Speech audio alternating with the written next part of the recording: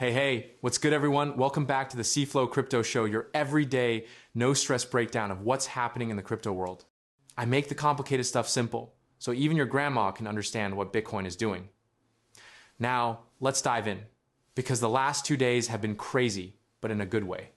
The crypto market has been on a real roller coaster this month, dropping hard, bleeding everywhere, but finally, it's trying to bounce back.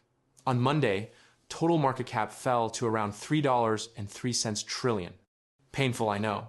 But by Tuesday, the market climbed back up toward $3.1 to $3.39 trillion. In simple terms, the heavy bleeding slowed down and buyers stepped in strong. Bitcoin dropped below $86K, but quickly bounced back to the $87K, $89K zone. Ethereum held firm around $2,800, $2,900. And Solana plus Cardano, they were the stars, up by 9% to 17% this week. Meanwhile, meme coins and AI tokens are still struggling badly, down 40%. The fear and greed index even hit 19 extreme fear. People were panicking. But at the same time, trading volume shot up, meaning a lot of smart buyers were scooping up the dip quietly. Now, let's talk about the big moves shaking the market. First, Bitcoin bounced hard, about 6% up, filling a CME gap and calming some of the fear. Analysts called the RSI of 22 extremely oversold, which usually means a strong bounce is coming in the next 1-3 months. Whales were also moving over $100 million worth of BTC, most likely accumulating. The only weird part is that gold performed better than Bitcoin during the dip, so BTC temporarily lost that safe haven title it used to brag about. Second, this is huge. Grayscale launched Dogecoin and XRP ETFs on the New York Stock Exchange. That means institutions can now buy Doge and XRP with just one click. This might be the beginning of altcoin ETF season. BTC and ETH ETFs also pulled in hundreds of millions, so the inflows are real. Third, a U.S. Federal Reserve Governor said he wants a rate cut in December. Anytime rates drop, crypto pumps. Simple. Right now, there's a 71% chance of that happening, so the market is already reacting. Fourth, the institutions are playing chess.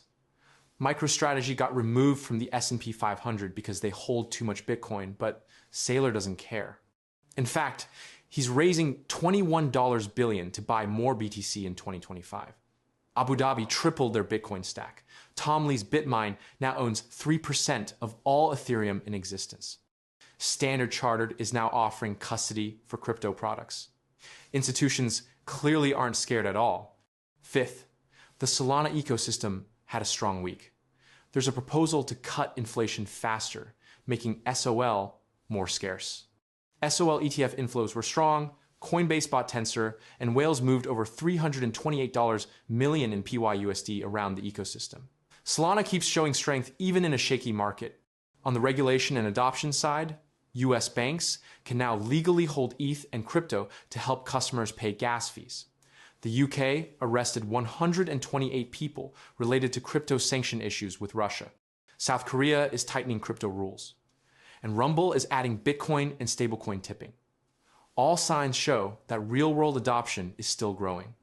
Ondo Finance is also expanding big in the real-world asset, RWA space.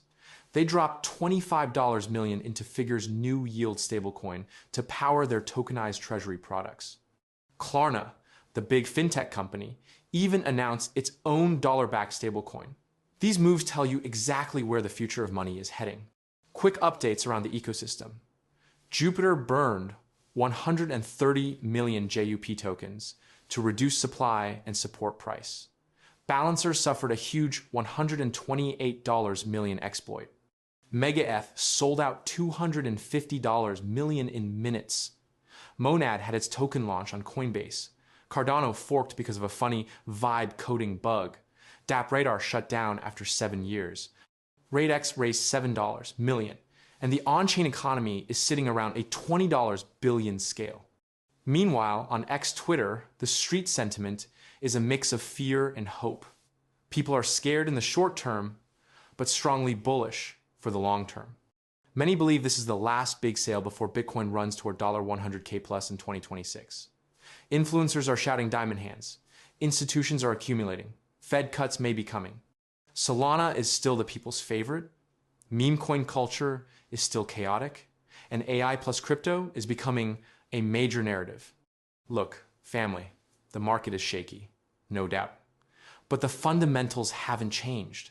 Whales are buying, institutions are buying, governments are slowly accepting crypto, new ETFs are launching, and the Fed might cut rates in just weeks. This could be the last cheap entry before things get wild in 2026.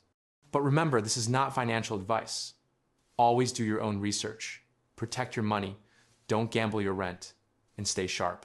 All right, people, that's today's episode of the Ceeflow Crypto Show.